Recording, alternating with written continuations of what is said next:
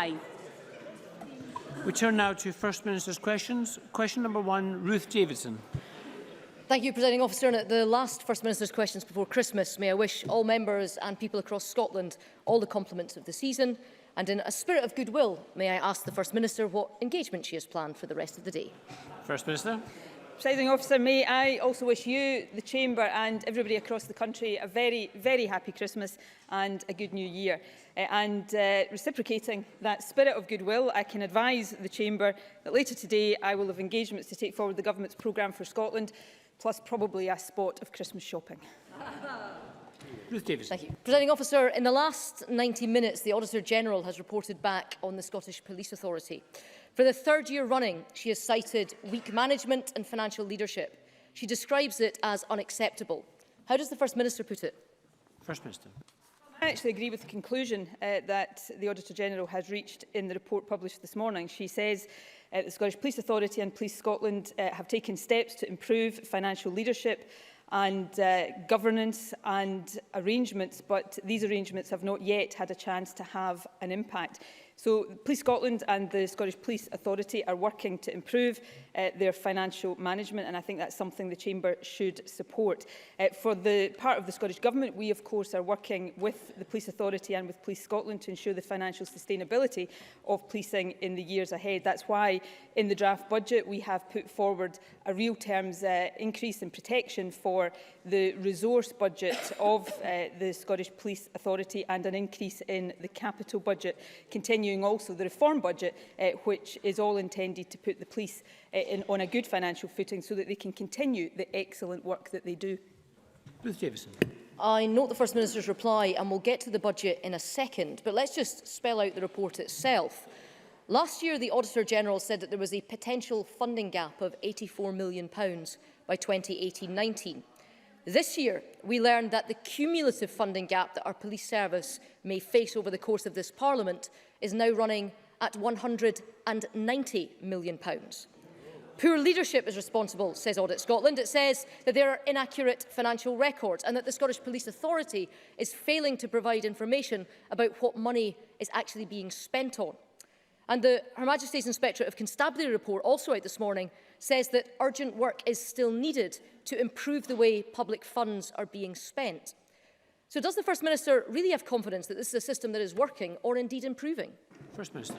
Well, the Auditor-General said in the Section 22 report published this morning, and I quoted this in response to Ruth Davidson's earlier question, that the SPA and Police Scotland are taking steps to improve financial leadership and governance arrangements, but these have not yet had a chance to have an impact. So that's the conclusion of the Auditor-General, and it's one that I support. In terms of the wider budget issues, as I've said, we are protecting the resource budget of the Scottish Police Authority in real terms. That is important given the challenges facing our police service. We're also ensuring a real terms increase in the capital budget, and the reform budget, which of course should have ended completely by now, is being continued to assist the police with the ongoing work of reform. The police are also working, as members will be aware, on their long-term strategic plan and associated financial strategy as part of the Policing 2026 programme. I met with the Chief Constable and the Chair of the Police Authority earlier this month to discuss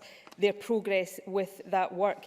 So we'll continue to work with and support the police as they face up to the challenges ahead. But can I say this one final thing, Presiding Officer? There would right now be an additional £25 million a year available to the police.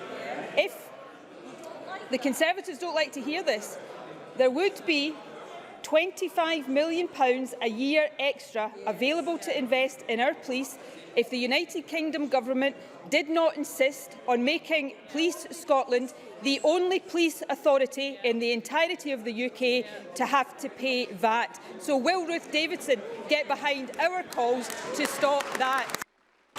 Ruth Davidson. The charges from the Auditor-General are weak financial leadership, inaccurate records and poor financial management. Running to Westminster bad is not exactly going to cut it, First Minister. But, do you know, there's something terribly familiar about all the responses we've had so far today. All we've got is, it's terribly regrettable, it's all in the past, we're going to do better. But let me read out the reaction from the Scottish Government to last year's report from the Auditor-General saying exactly the same thing, which was the commitments given in this week's draft budget will put the police budget on a sustainable footing for future years. A year on, and Police Scotland is now staring down the barrel of a £190 million budget deficit. We've heard it all before. But there are an issue I want to come on specifically from the two reports today, and that is transparency. The Auditor-General says that there is very limited publicly available detail provided to the Police Authority Board on how it spends its money. And let me just read verbatim from the report. The Scottish Police Authority allocated £972.9 million to Police Scotland for 2016-17. There was very little publicly available detail provided to the SPA board in its papers about what this allocation was to deliver. In other words, nearly £1 billion of funds handed to Police Scotland without us knowing what it was for. Does the First Minister find this as extraordinary as I do? First Minister. Policing. So the £1 billion that we invest in our police provide the police officers the length and breadth of this country that keep this country safe. If Ruth Davidson doesn't know what the police budget is for, then I suspect she does a bit more homework in future before she comes to this chamber. But let me return to, and of course there are 1,000 more police officers across this country as a result of the investment and commitment of this government. But let me return to the Audit Scotland report. And when I quoted it earlier on, I was doing exactly that, quoting the Auditor-General. And I'll do it again. It's the conclusion of the report published this morning. The SPA and Police Scotland have begun to take steps to improve both financial leadership and management and government arrangements, but these haven't yet had a chance to have an impact. That's not my view, that is the view of the Auditor-General. Now, I would expect the SPA and Police Scotland to act on all of the recommendations made by Audit Scotland and by Her Majesty's Inspectorate of Constabulary. But I noticed the one point Ruth Davidson did not address in her question there was the VAT position, because this is material. You know, the UK government tells us that because the police service in Scotland is funded by central government, then it's got to pay VAT. But when the UK government decided to set up academy schools in England and fund them from central government, do we know what it did? It then amended the VAT Act in order to exempt academy schools from VAT. So there is £25 million, £25 million a year right now that should be going to our police service that is currently going to the Treasury. And Ruth Davidson will not have any credibility standing here talking about police until she backs us in telling her Tory colleagues in Westminster to do the right thing and stop taking money out of the pockets of our police service. Ruth Davidson.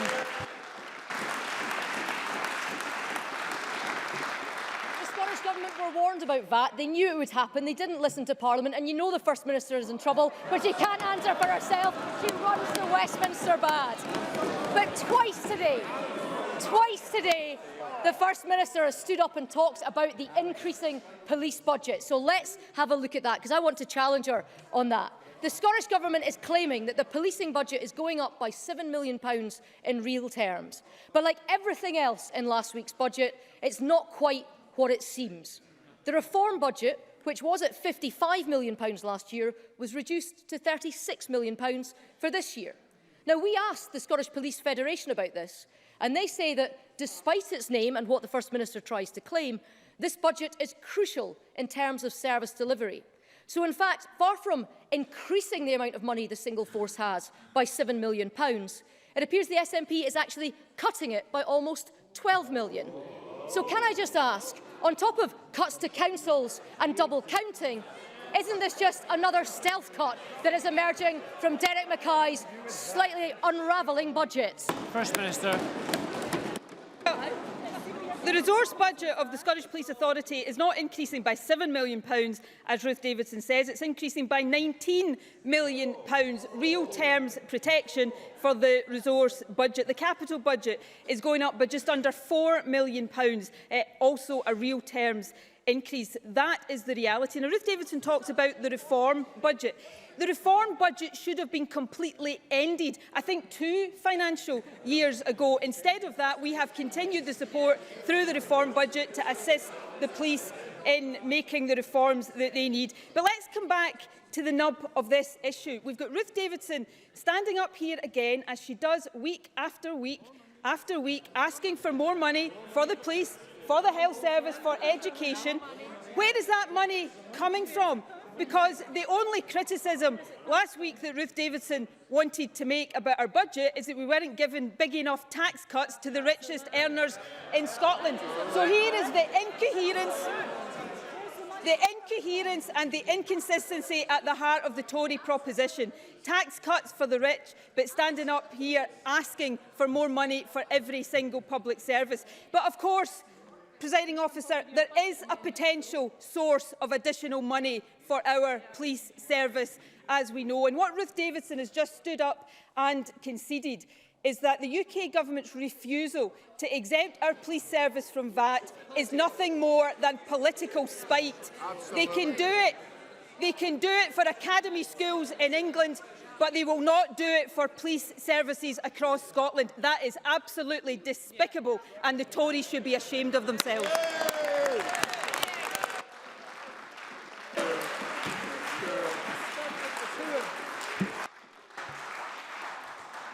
Question number 2, Kezia Dugdale. Thank you, Presiding Officer. And on behalf of the Labour Party, can I wish everybody a very Merry Christmas and a Happy New Year. And in that spirit, ask the First Minister what engagement she has planned for the rest of the week. First Minister. Engagements to take forward the Government's programme for Scotland. Kezia Dugdale. This morning, Audit Scotland published a damning report into Scotland's police bodies. And this is a report that was laid before Parliament. The decision to publish this report little more than 2 hours before we break for the Christmas holidays was the Scottish Government. Can I ask the First Minister, what was she trying to hide? First Minister. The report requires to be laid before Parliament by the 31st of December each year. The accounts were only approved by the SPA board last Thursday afternoon. So we have published the report to give Parliament due chance to consider it. And I think the evidence that Parliament is able to properly consider and scrutinise it is right before us today, given that the opposition leaders are asking questions about it. Kezia Dugdale. This is the First Minister who, time and time again in this chamber, promises us openness and transparency. She tells us that she respects Parliament, and this is how she treats it. This is a serious report about the state of our police. Absolutely. The Auditor-General estimates that the Scottish Police Authority and Police Scotland could face a funding gap of almost £190 million by the end of this Parliament. And this will cause considerable alarm in communities across Scotland. And rather than having a force that is committed to keeping our communities safe, we have one that is desperately trying to balance the books. When will the First Minister realise that our public services are in crisis? First Minister. Firstly, on the timing of the report, as I said, we have until 31st of December to publish and lay this report. The fact that it has been done, and it is a 9-page report. I think even the opposition can manage to read a 9-page report in an hour and a half before First Minister's questions. The fact that it has been published this morning gives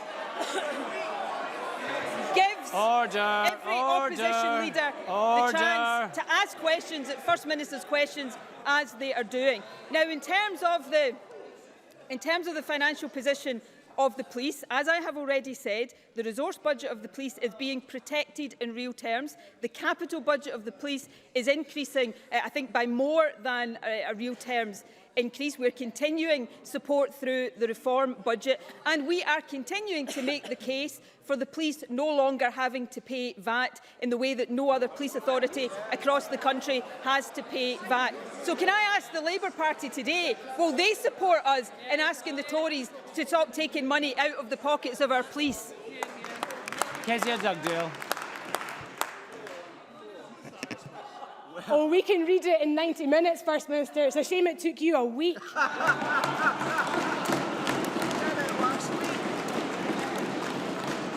And if the First Minister had any confidence in this report, she wouldn't have published it 2 hours before the Christmas recess. And as the year draws to a close, it's a good time to look back at the SNP's record. The NHS and the police in crisis. School standards are slipping and the budget is unravelling in slow motion. SNP MSPs should be embarrassed by this budget, not queuing up to get copies of it signed. There's a shortfall of £200 million in the police service, and this is a service she says she is protecting. God help our schools and hospitals. The truth is the SNP is cutting £327 million from local services. When will the First Minister use the powers of this Parliament and do the right thing? Stop the cuts. First Minister. Well, if Labour... In the unlikely event that Labour had won the election, the NHS budget would be going up by inflation. Under this government, it will go up by £500 million more than inflation. And in terms of funding for local services in terms of the draft budget will increase by £240 million. That includes £120 million more for our schools. It includes an extra £107 million for social care to provide the services that we need in order to alleviate the pressure on our National Health Service. So this is a budget about protecting public services. And if we want to look back on the relative records of different parties over the past year, then the crowning glory of Kezia Dugdale has been to lead her party to 15% in the opinion polls.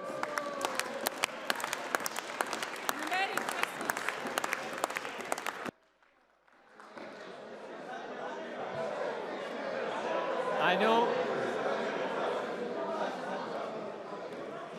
we're nearing the end of the session, but can members please just listen to each other? A couple of supplementaries. The first from Bob Doris. Thank you, Presiding Officer. First Minister, I recently met with a group of single parents from Maryhill who have raised serious concerns with me over the planned closure of the local job centre by the UK Department of Work and Pensions, plans currently out to consultation. Concerns include the distance, cost and time taken to travel to the Alternative Job Centre in Springburn, a poor employability service, potential additional sanctions and the impact on schooling and childcare, to name but a few. Can I ask the First Minister to make representations to the UK Government over any concerns it may share over how vulnerable groups may be impacted by the proposed closures, and whether she agrees with me that it would be best for the current DWP proposals to close 8 job centres across Glasgow were abandoned by Job Centre Plus, and a fundamental rethink over how best to support vulnerable groups within the city? First Minister.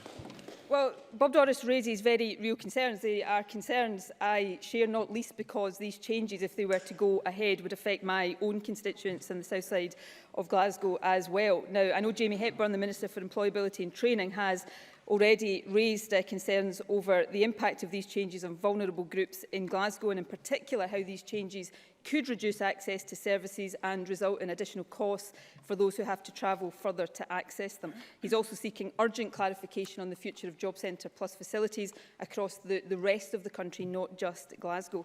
I understand that DWP has extended its consultation plans until the 31st of January, and I've asked Jamie Hepburn to again ensure that the views of the Scottish Government are expressed clearly and directly to DWP ministers by that date. David Stewart. Thank you, Presiding Officer. The epicentre of Storm Barbara will be in the Highlands and Islands, where winds of up to 90 miles an hour will destroy property, cut power lines and dislocate road, rail, ferry and air services. Is the First Minister confident that the transport system is prepared for and resilient enough to cope with the forthcoming severe weather? First Minister. Well, the member raises important issues of concern. The Scottish Government resilience arrangements have been activated already to ensure that Scotland is as prepared as possible for the severe weather expected across the rest of this week. The relevant authorities have activated their plans to deal with any potential impacts, and extra staffing and on-call arrangements are in place over the festive period.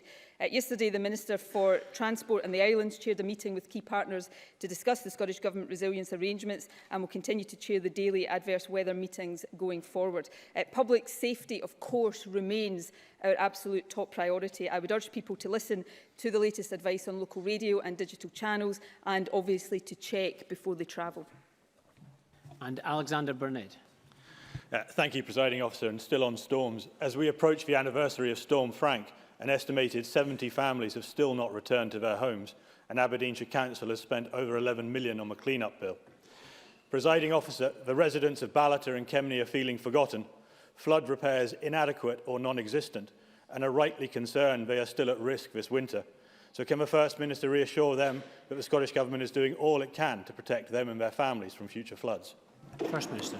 Yes, I can, and it's an important issue. I know, and I saw much of this with my own eyes this time last year, the damage that flooding did to many individuals and indeed many businesses across both the northern parts of the country and the southern parts of the country as well. I can assure the member that those affected and those who are still out of their homes as a result of the damage that was done last year have not been forgotten. The Scottish Government has been with our partners in local authorities and will continue to do everything we possibly can, both to ensure that the damage for those affected is dealt with and they get back into their homes as quickly as possible, but also through our flood risk management planning.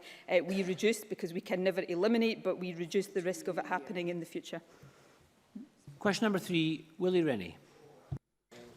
To ask the First Minister what issues will be discussed at the next meeting of the Cabinet. First Minister. Of importance to the people of Scotland. Willie Rennie.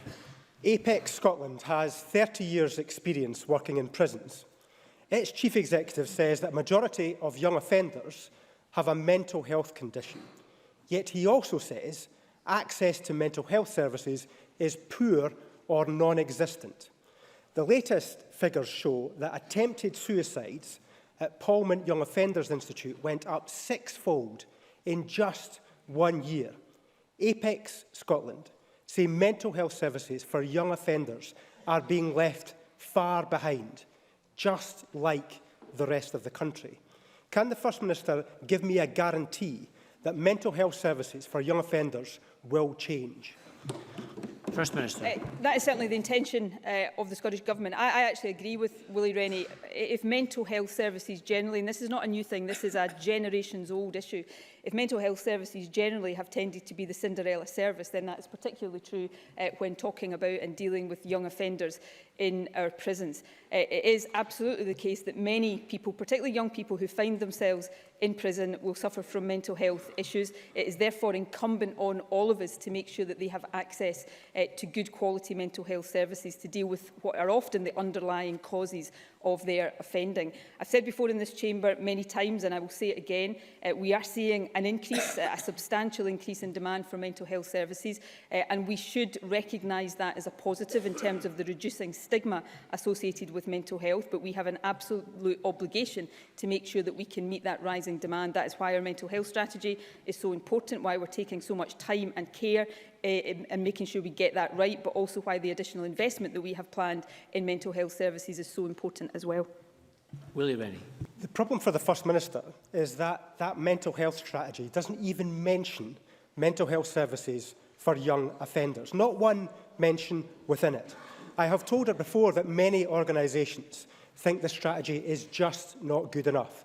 Marie Curie said there is nothing for the terminally ill. It has been criticised by the RCN, the psychiatrists, and by a whole lot of charities. The £10 million announced at the weekend was a drop in the ocean. All the while, people are struggling. Hundreds of teenagers are still waiting over a year to get the help they need. 11 out of 14 health boards can't even meet the basic target. And Police Scotland has lost 200,000 working days from mental ill health. Does the First Minister accept that this draft mental health strategy, which is already a year late, needs a major rewrite? First Minister.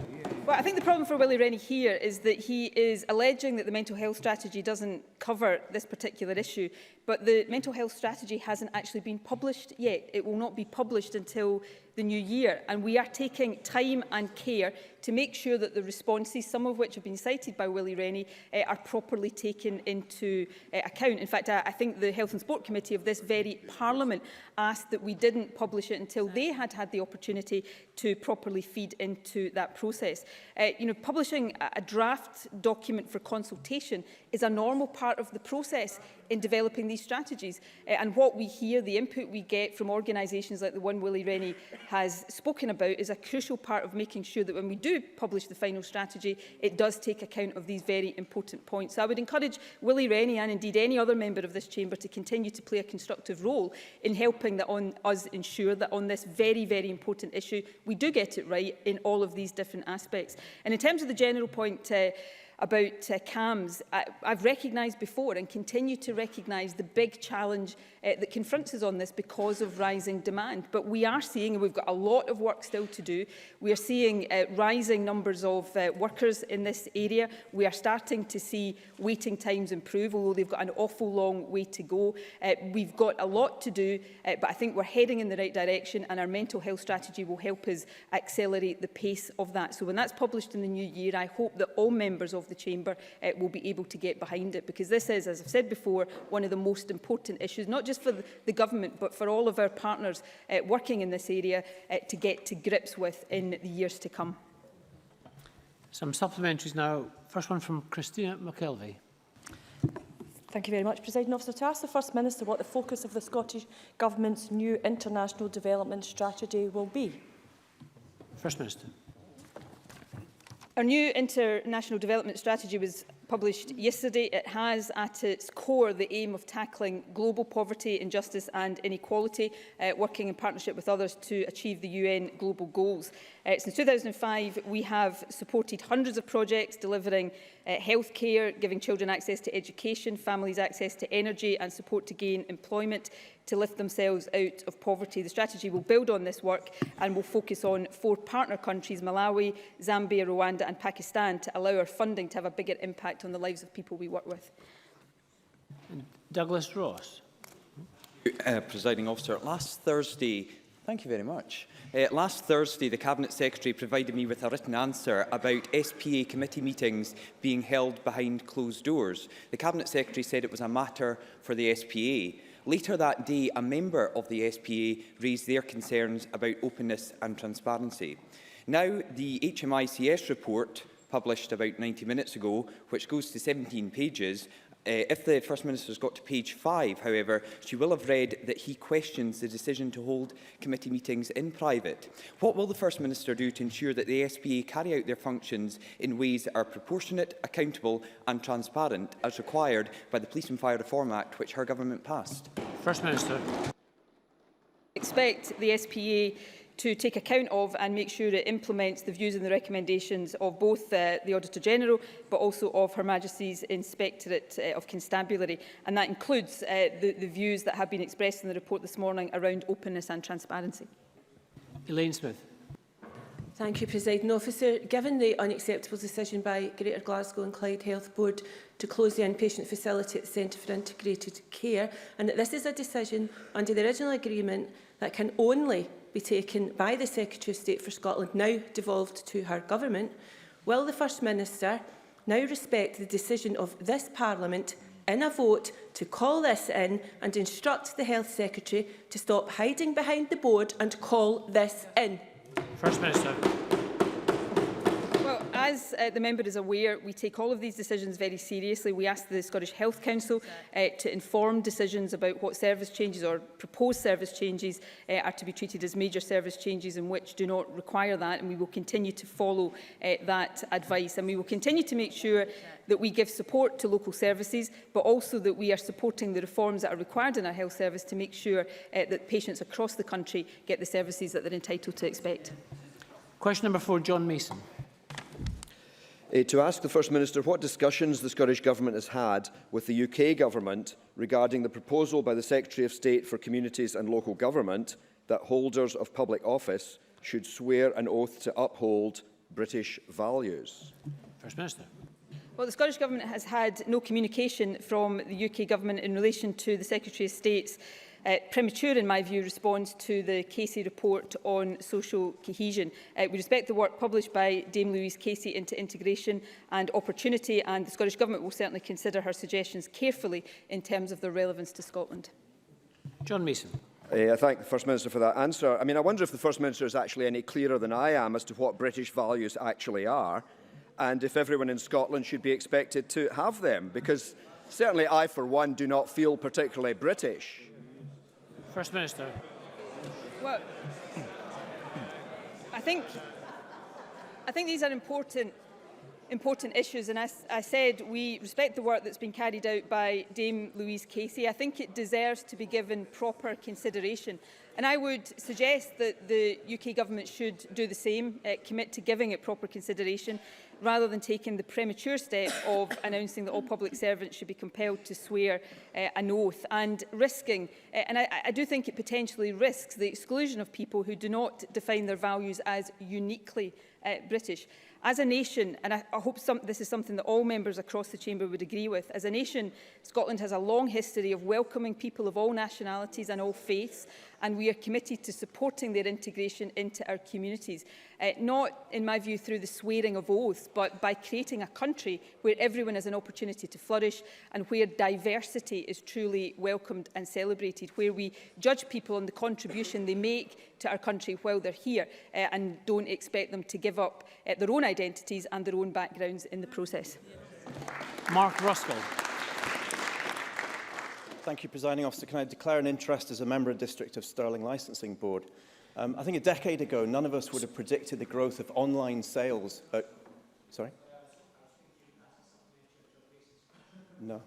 Sorry, I thought you were going to ask a supplementary on John Mason's question. This is a general supplementary, which I didn't take you for the previous time, so apologies. So I'm afraid you can't ask your question. I can't. Good. It is.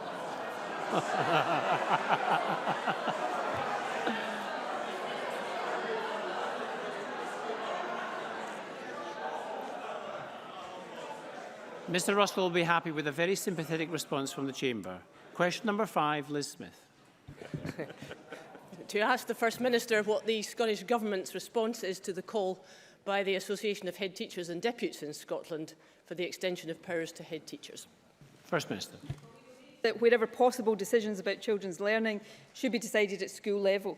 We therefore welcome the response to the governance review from the Association of Head Teachers and Deputies in Scotland, which proposes increasing the powers of our head teachers in order to have the biggest positive impact on learning, teaching and outcomes for our children. The Scottish Government will of course consider all responses and contributions to our review into the governance of education in Scotland, which closes on the 6th of January. Liz Smith. I thank the First Minister for that, and that's good to hear. The First Minister will, I am sure, acknowledge the very long-standing success of Jordan Hill School in Glasgow, but she will know too that a number of schools that want to adopt different governance arrangements within the state sector face some constraints because this Parliament repealed the 1989 Self-Governing Schools Act. Will the First Minister confirm whether it is the Scottish Government's intention to amend the existing legislation to make it much easier to meet the growing demand for greater diversity in the state sector, the growing demand for head teachers for greater autonomy, and to give more powers to parents? First Minister. I think we've made very clear our desire to see more power lie with head teachers and individual schools. That indeed is the presumption that lies at the very heart of the governance review.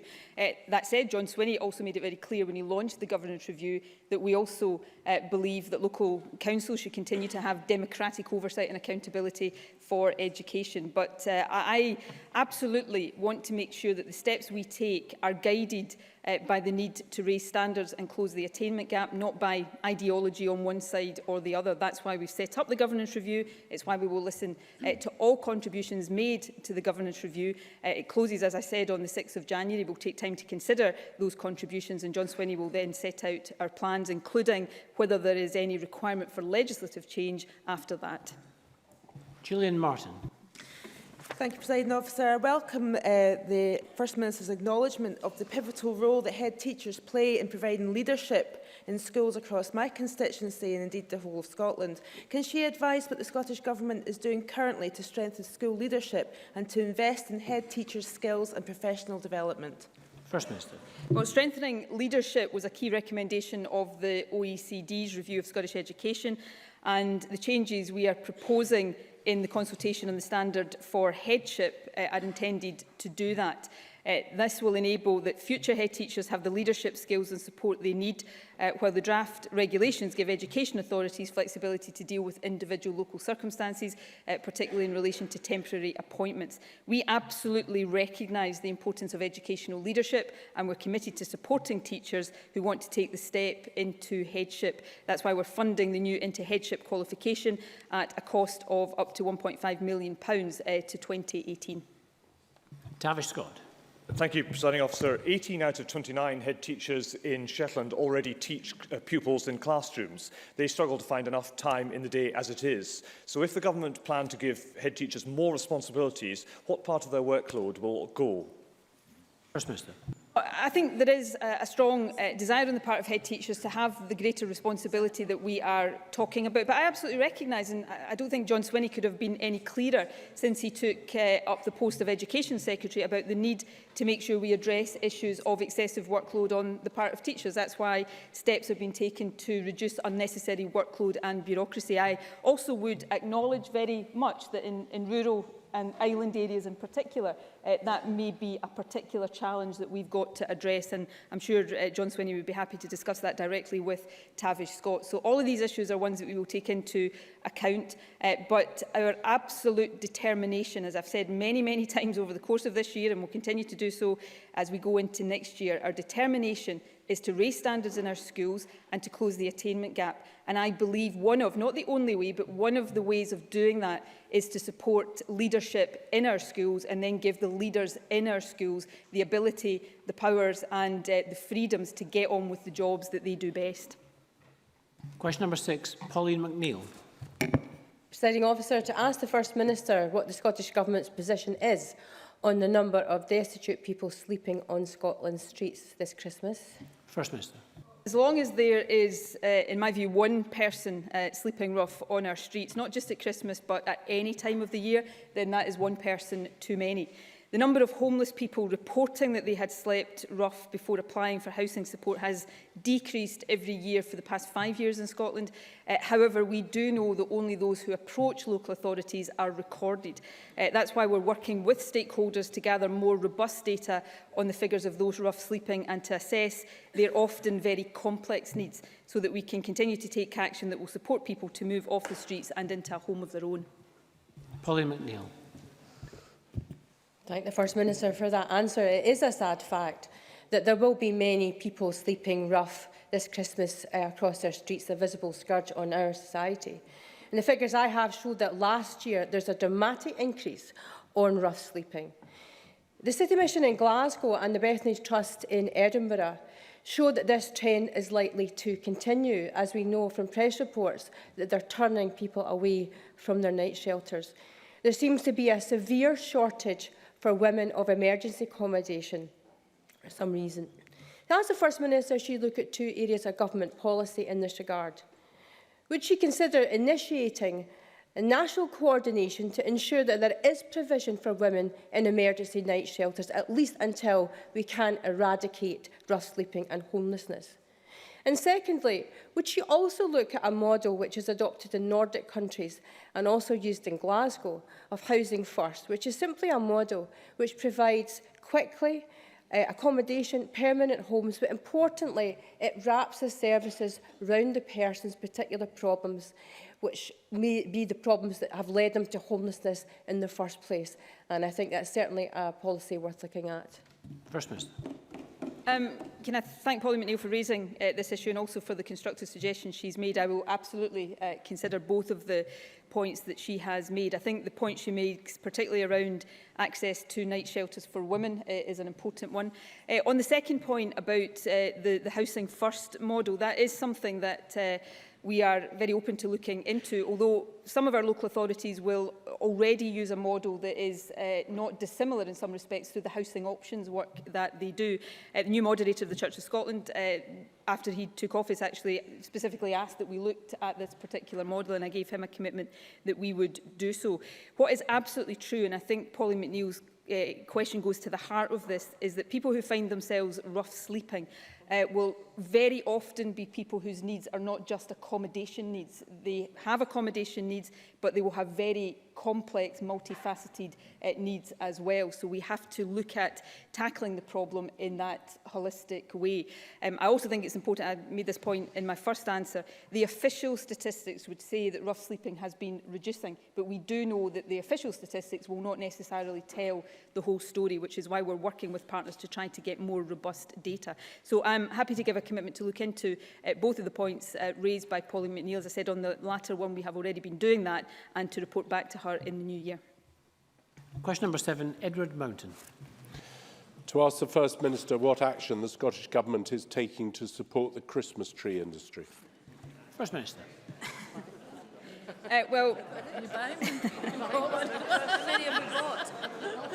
Well, personally, I am delighted that there are 2 homegrown trees in Butte House this Christmas. And I would encourage people, if they haven't already bought their Christmas tree for this Christmas, to consider buying a Scottish-grown tree. And if they have already bought their tree, to consider that for next Christmas. There is an important point behind this question, actually. The Christmas tree industry is a privately funded sector, but we are absolutely committed as a government to continued investment in Scotland's wider forestry sector, which is a really important part of our economy. The draft budget protects funding for forestry and increases the money available for forestry grants in the next financial year to £40 million. Edward Mountain. I thank the First Minister for her answer, and I'm delighted that she has bought 2 Christmas trees, and I hope they are indeed Scottish trees, because over 55% of the UK Christmas trees are produced in Scotland, many on the Black Isle, an area which I represent. But we still import over 2 million Christmas trees into the UK every year, so there is more to do. But as the First Minister pointed out, it's not just Christmas trees that are important to Scotland. Commercial forestry is as well, especially if we're to meet Scotland's timber needs and the government's environmental targets. The SNP have missed its planting targets for the last 3 years.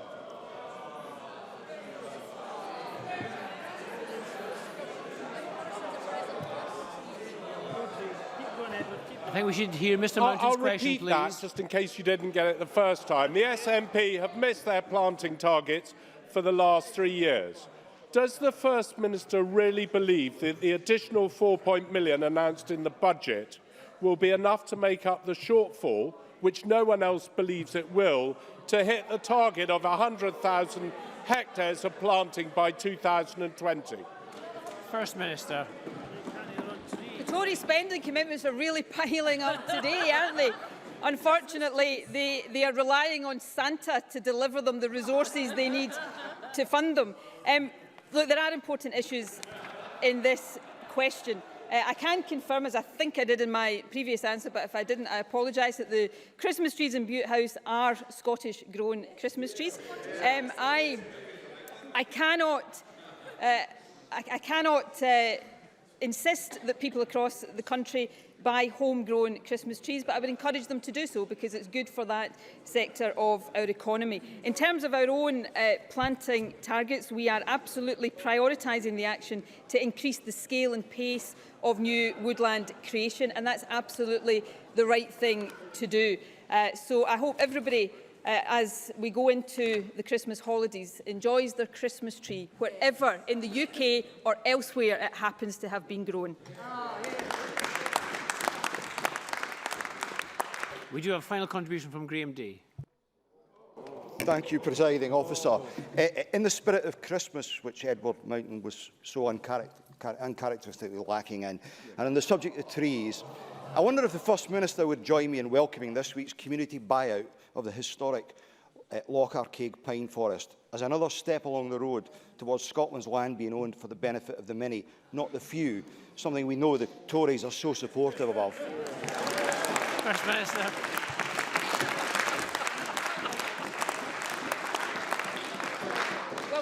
the Tories really don't like this principle of for the many rather than the few.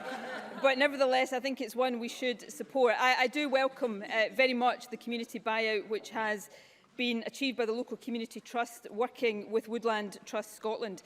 The 2,500 acres of Loch Arkaig Forest form one of only 38 Caledonian pinewood inventory sites in Scotland. And these are vital native ancient pinewoods, so it is really good to see the local community coming together to work with other agencies on a long-term plan to conserve and restore them. As I say, I think the Tories are demonstrating they don't like the idea of land being owned by the many, not the few, but this government is determined to continue down that road. And since that was the final contribution, in the absence of Christmas spirit from elsewhere in the Chamber, Presiding Officer, can I end by wishing you a very happy Christmas.